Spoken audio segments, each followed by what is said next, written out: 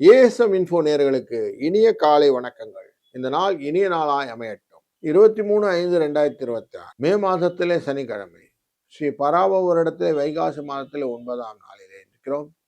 உத்தராயணம் என்கிற புண்ணிய காலத்திலே, வசந்த ருது இளவேனிற் காலத்திலே, ரிஷப மாதத்திலே சுக்லபக்ஷத்திலே இருக்கக்கூடிய இந்த நாள் சப்தமி காலை 11:07 வரை இருப்பு. பின்பு அஷ்டமி திதி வந்துவிடும். ஆயில்ய நட்சத்திரம் காலை 7:50 வரை இருந்து பின்பு மக நட்சத்திரம் வரக்கூடிய இந்த நாளிலே கர்ம வினைகளுக்கு தீமையை வழங்குவதற்கான வாய்ப்புகள் நிறைய இருக்கிறதுனால இன்னைக்கு சனிக்கிழமை சனி பகவானை வணங்குவது, செடிகளை நடுவது, மரக்கன்றுகளை நடுவது, இதெல்லாம் இன்னைக்கு பரிகாரமாக அமைத்துக் கொள்ளலாம். அமிர்த யோகமான இந்த நாள் உங்களுக்கு சிறப்பானதாக அமையும்.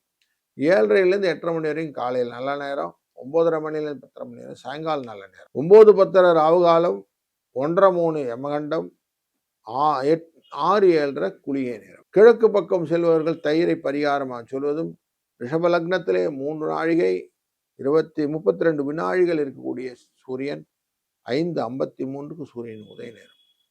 உத்திராடம் என்கிற தனுசு ராசியிலே சந்திரனுடைய எஃபெக்ட் சந்திராஷ்டமாக அமைகிறது. சூரியனும் புதனும் சேர்ந்த ரிஷப ராசியிலும் குருவும் சுக்கிரனும் சேர்ந்து அமரக்கூடிய தனுசு ராசியும் இந்த மிதுன ராசியும், சிம்ம ராசியிலே கேதுவும், கும்பராசியிலே ராகுவும், சனி மீன ராசியிலும், செவ்வாய் ஆட்சியிலே மேஷராசியிலும் அமர இந்த நாள் துவங்குகிறது. ஆயில்யம் என்கிற கடகராசிக்குள்ள சந்திர பகவான் இருக்கிறார்.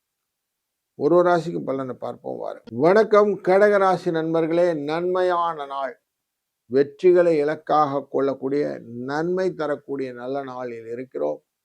இதனாலே பல விதமான சூழ்நிலைகளை நீங்கள் வெற்றிகளுக்கான இலக்குகளை அமைத்துக் கொள்வதற்கும் 7-5 என்ற அதிர்ஷ்ட எண்ணை பயன்படுத்தி இடர்களைந்து கொள்வதற்கும் வாய்ப்புகளை கொடுப்பார்.